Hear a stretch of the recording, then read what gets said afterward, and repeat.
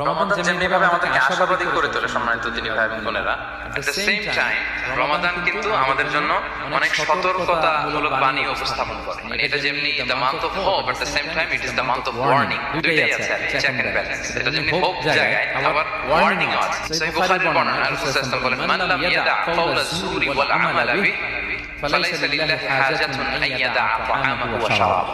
রোজা রেখে যে ব্যক্তি মিথ্যা কথা, মিথ্যা কাজ মানে পাপ কাজ, অন্যায় কাজ ছাড়তে পারল না, তার না খেয়ে থাকা, না পান করে থাকাতে আল্লাহর কিছু যায় আসে না। তার ওই রোজার আল্লাহর কোনো প্রয়োজন নাই। এটা জাস্ট উপোস, এটা জাস্ট অনাহার, জাস্ট আমি পানি খাইনি, আমি খাবার দাবার গ্রহণ করিনি, দ্যাটস ইট, এতটুকুই। এটা আল্লাহর কিছু যায় আসে না। এটার কোনো সিগনিফিকেন্স আল্লাহ তাআলার কাছে নাই যে রোজাও রাখলে আবার মিথ্যাও বলে, রোজাও রাখলে আবার গীবত করতেছে, রোজাও রাখে অন্যের জন্য অকল্যাণ কামনা করে, রোজাও রাখে খারাপ কাজ করতেছে, নিষিদ্ধ কাজগুলো করতেছে।